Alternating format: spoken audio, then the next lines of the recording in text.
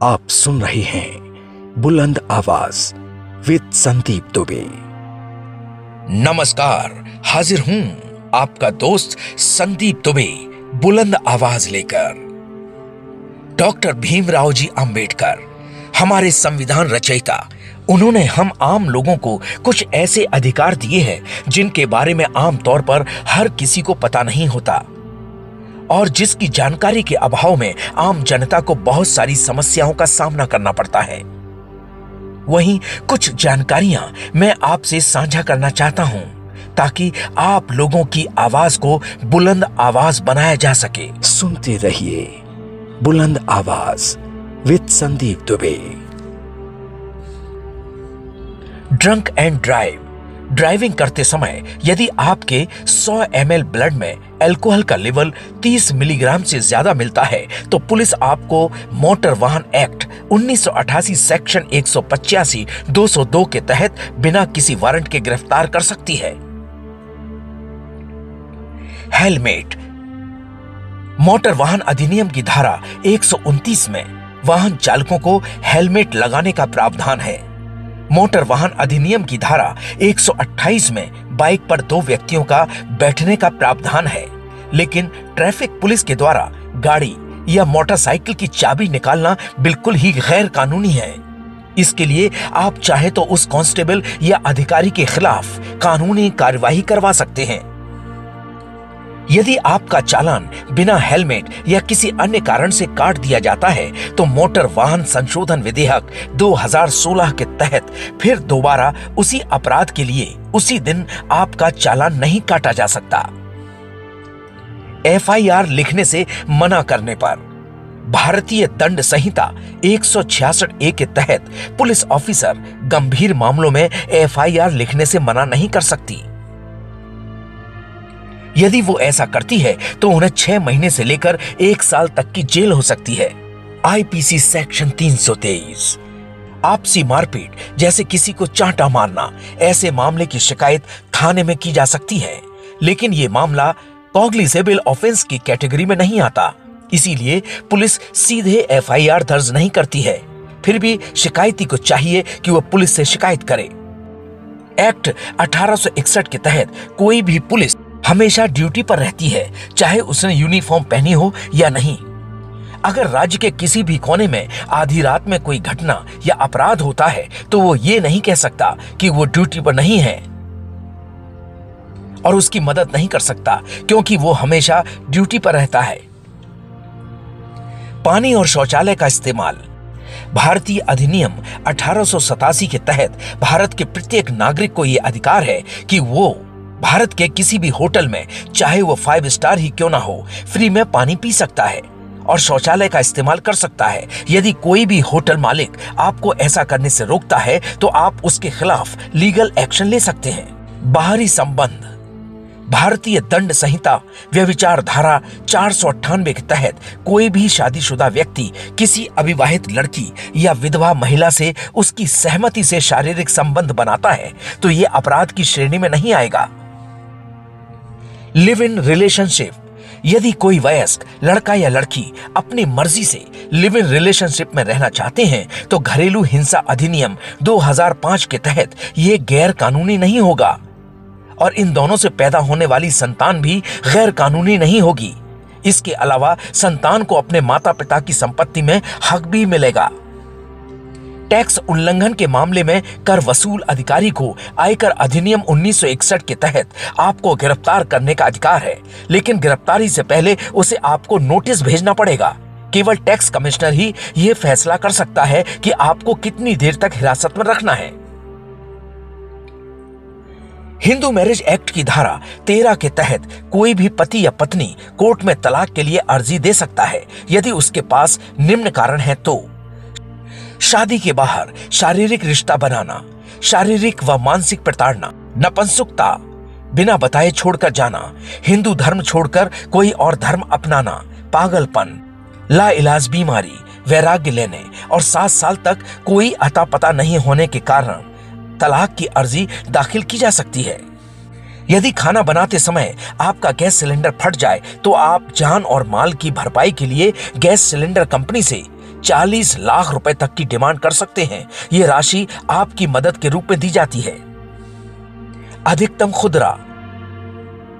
MRP अधिनियम 2014 के तहत कोई भी दुकानदार किसी उत्पाद के लिए उस पर अंकित अधिकतम खुदरा मूल्य से अधिक रुपए नहीं मांग सकता, लेकिन उपभोक्ता अधिकतम खुदरा मूल्य से कम पर उत्पाद खरीदने के लिए दुकानदार से मोलभाव कर सकता है। यदि आप कहीं पर जॉब करते हैं और आपका मालिक या ऑफिस आपको सैलरी नहीं देता है, तो परिसीमा अधिनियम 1963 के तहत आप उसके खिलाफ 3 साल के अंदर कभी भी रिपोर्ट दर्ज करा सकते हैं। लेकिन यदि आप 3 साल के बाद रिपोर्ट दर्ज कराते हैं तो आपको कुछ भी हासिल नहीं होगा।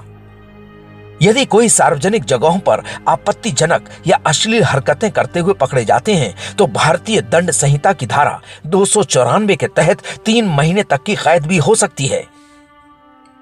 भारतीय दंड संहिता कानून महिलाओं को एक सुरक्षात्मक आवरण प्रदान करता है ताकि समाज में घटित होने वाले विभिन्न अपराधों से वे सुरक्षित रह सकें। भारतीय दंड संहिता में महिलाओं के प्रति होने वाले अपराधों अर्थात हत्या, आत्महत्या हेतु प्रेरण,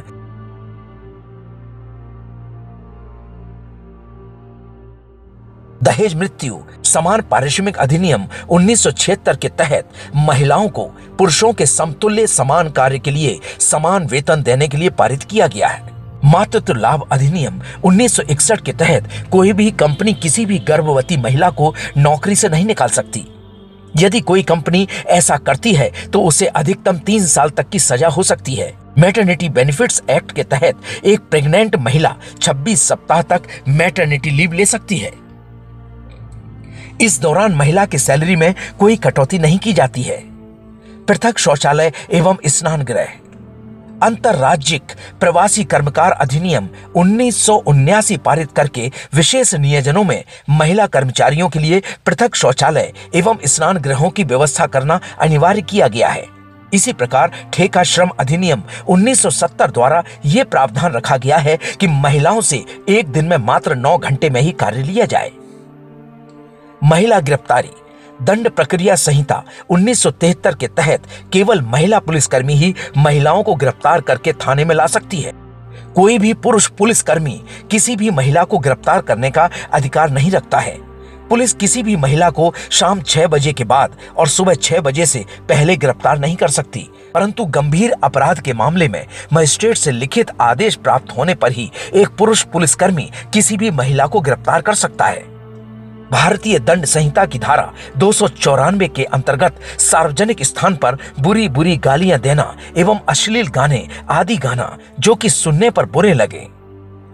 धारा 304 बी के अंतर्गत किसी महिला की मृत्यु उसका विवाह होने की दिनांक से 7 वर्ष की अवधि के अंदर उसके पति या पति के संबंधियों द्वारा दहेज संबंधी मांग के कारण क्रूरता या प्रताड़ना के फलस्वरूप सामान्य परिस्थितियों के अलावा हुई हो।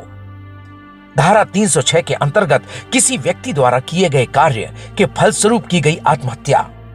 धारा 313 के अंतर्गत महिला की इच्छा के विरुद्ध गर्भपात करवाना।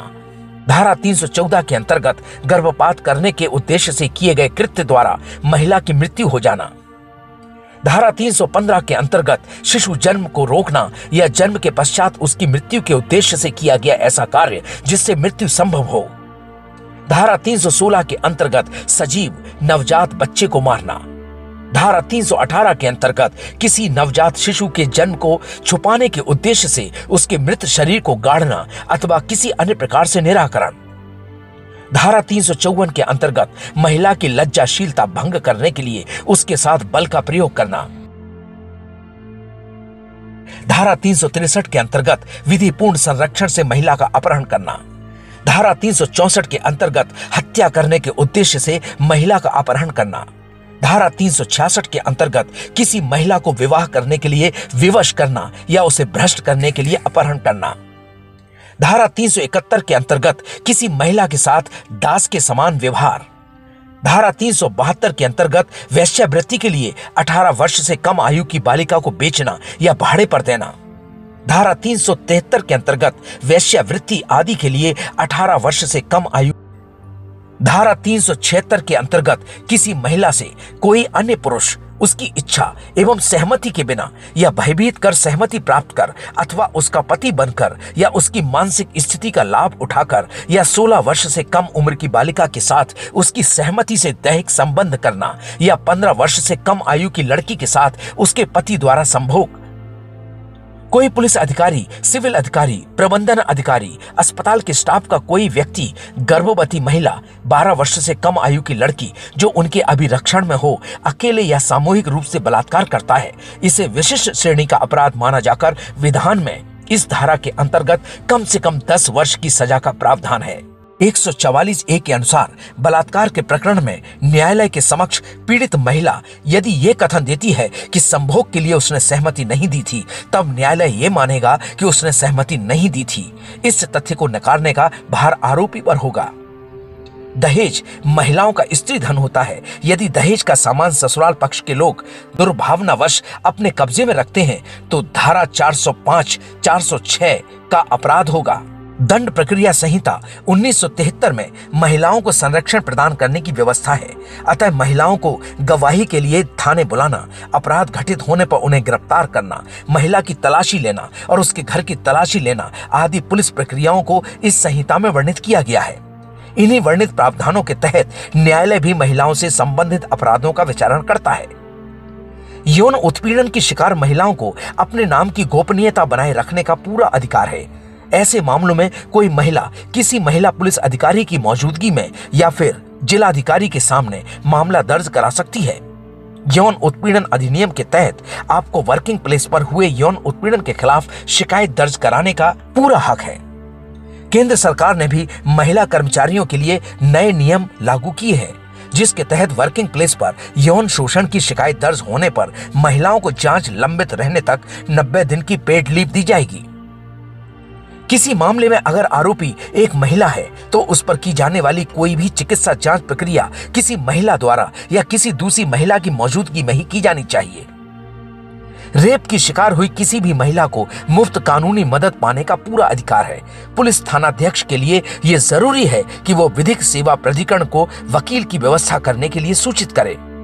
अगर कोई महिला किसी केस में आरोपी है तो महिलाओं के लिए कानूनी मदद निःशुल्क है। वो अदालत से सरकारी खर्चे पर वकील करने का अनुरोध कर सकती है। ये केवल गरीब ही नहीं बल्कि किसी भी आर्थिक स्थिति वाली महिला के लिए है। पुलिस महिला की गिरफ्तारी के बाद कानूनी सहायता समिति संपर्क करती है, जो कि महिला को मुफ्त कानूनी सलाह देने की व्यवस्था करती है। भारत का कानून किसी महिला को अपने पिता की पुश्तैनी संपत्ति में पूरा अधिकार देता है। अगर पिता ने खुद जमा की संपत्ति की कोई वसीयत नहीं की है, तब उनकी मौत के बाद संपत्ति में लड़की को भी उसके भाइयों और मां जितना ही हिस्सा मिलेगा। यहाँ तक कि शादी के बाद भी ये अधिकार बरकरार रहेगा। सुनते रहिए बुलंद आवाज विद संदीप दुबे।